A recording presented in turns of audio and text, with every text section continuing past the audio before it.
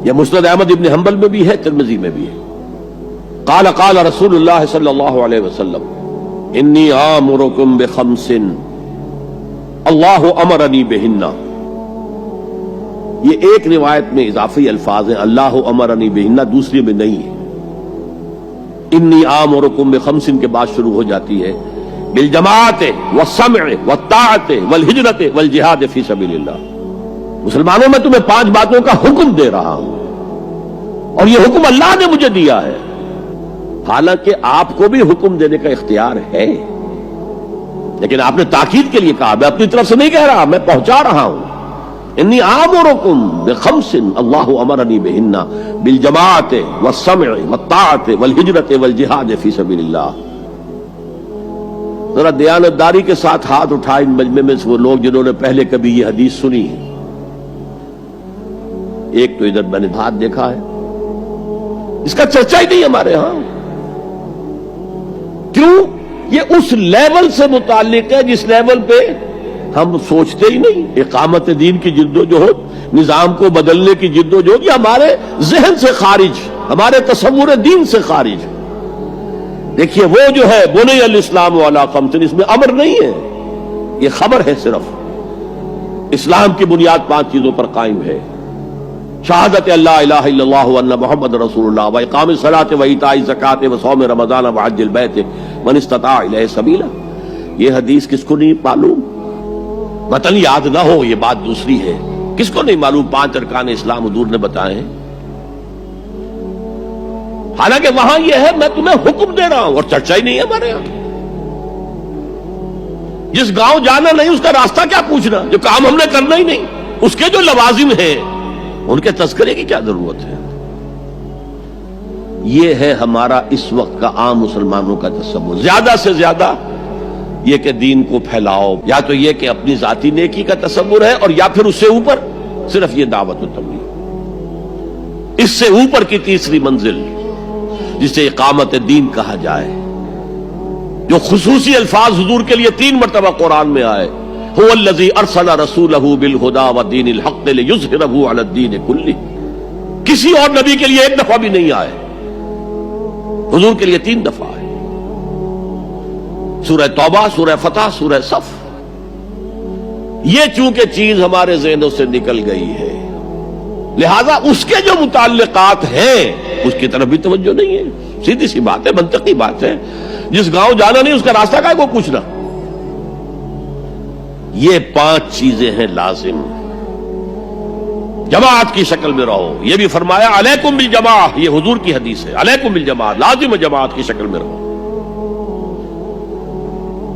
اور حضرت عمر کا قول ہے، اور آپ کو معلوم ہے کہ صحابی کا قول بھی حدیث کہلاتا ہے۔ حضرت عمر فرماتے لا اسلام الا بالجماع ولا جماع الا بالامارہ ولا امارہ الا بالاطاعہ۔ کوئی اسلام بغیر جماعت کے نہیں، کوئی جماعت بغیر عمارت کے نہیں، اور کوئی عمارت بے فائدہ ہے اگر اس کی اطاعت نہ ہو۔ تو پہلا حکم بالجماع والسمع، اور سنو۔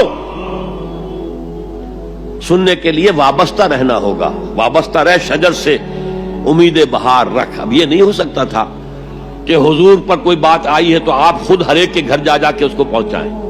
آپ وابستہ رہیں اس نظم جماعت کے ساتھ، جیسے کہ درخت کا پتا جو ہے اس تک بھی جڑ سے لے کر جو غذا آ رہی ہے درخت کے پتے تک پہنچ رہی ہے۔ تو پیوستہ رہ شجر سے امید بہار رکھ، اس پیوستگی کے ساتھ، تاکہ وہ سارے احکام آپ تک خود بخود پہنچے۔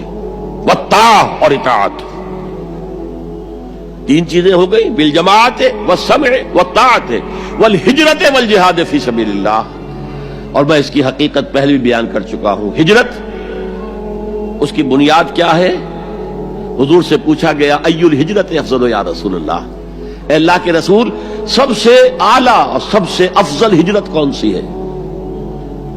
فرمایا ان تہجر ما کرہ ربک، ہر اس چیز کو چھوڑ دو جو تمہارے رب کو پسند نہیں ہے۔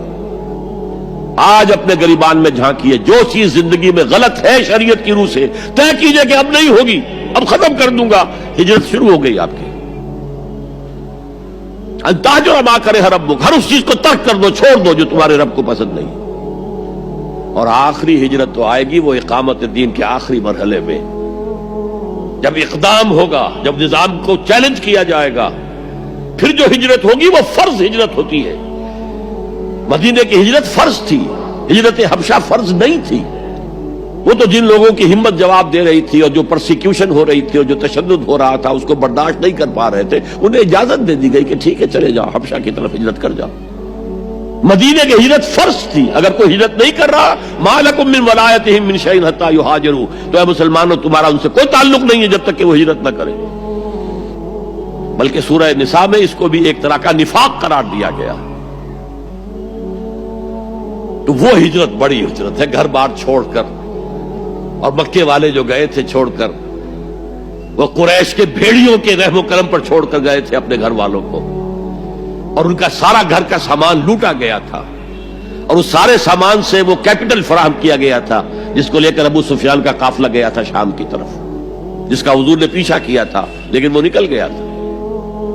جب وہ واپس آ رہا تھا تب حضور نے پھر اس کو کنفرنٹ کرنے کے لیے مدینے سے باہر نکل کر پروگرام بنایا، لیکن وہ اللہ کو کچھ اور منظور تھا، ادھر سے لشکر آ گیا اور جنگ ہو گئی، جنگ بدر ہو گئی۔ تو ہجرت کیا ہے؟ شروع سے ہجرت کیا ہے؟ ان تہجر ما کرہ ربک، اور سب سے اوپر کیا ہے؟ گھر بار، اپنے آباء و اجداد کی وطن، جہاں آپ کے آباء و اجداد دفن ہے، چھوڑو، جاؤ، اور جاؤ وہاں جہاں پوری طاقت مرکوز ہو جائے تاکہ آپ نظام باطل کو چیلنج کرنے کے لیے ساری طاقت ایک جگہ جمع کر سکیں۔